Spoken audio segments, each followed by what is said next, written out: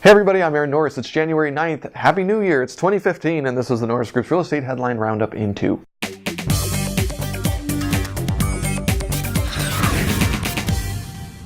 CoreLogic reported home prices increased 5.5% in November. 2014 saw rent growth in apartments increase by 4.7%, growth levels not seen since back in 2011. Mortgage credit availability increased 1% to 115.7, according to the latest MBA Mortgage Credit Availability Index. And mortgage rates decreased and are at record lows for the beginning of the year. 30-year rates are now at 3.73% and 15-year rates stand at 3.05%.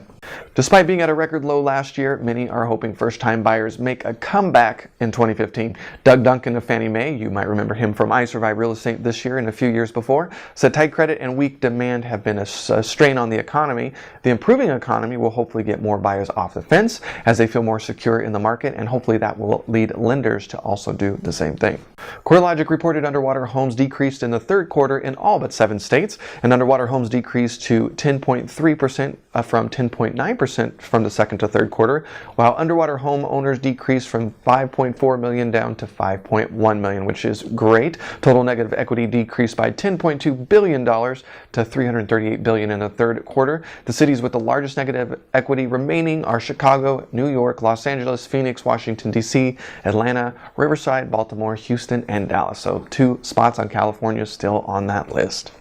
President Obama announced that FHA will lower the cost of insurance premiums to lower credit scored buyers, opening up the potential for more to get into the market. FHA fees are expected to be reduced to 0.85%, down from 1.35% at the end of the month, and expected to save the consumers around $900 of annual mortgage payments, which is good. FHA is required to hold enough cash to cover losses, and last year had to take out $1.7 billion from the Treasury for the very first time, so Republicans are not too happy about this change just yet, as they feel taxpayers will be on the hook. The fund, however, did post its first positive balance in 2 years in 2014, so I guess we'll have to wait to see how it pans out. That's it for the headlines, but you can check out our blog, thenorrisgroup.com/blog, for many more headlines. And if we missed any, post in the comments on Facebook or YouTube, and maybe we'll update the list. Up on the radio show this week, we've got Eric Janszen. He's with iTulip. He's been part of I Survive Real Estate in the past a few years running, and is the president of iTulip. Definitely want to check him out this weekend. January 14th, we've got 2015 Proceed with Caution, a free webinar where Bruce is going to go through the table of contents and talk about why each chapter is in there, and a little bit of insight into the research that he's been doing and what he thinks is going to be important in the year ahead. Of course, that's preparing for a January 31st event, 2015 Proceed with Caution. Sales are going really well, so sign up before we sell out. We're only going to do it once, and it's in Riverside this year at the all-new Riverside Convention Center.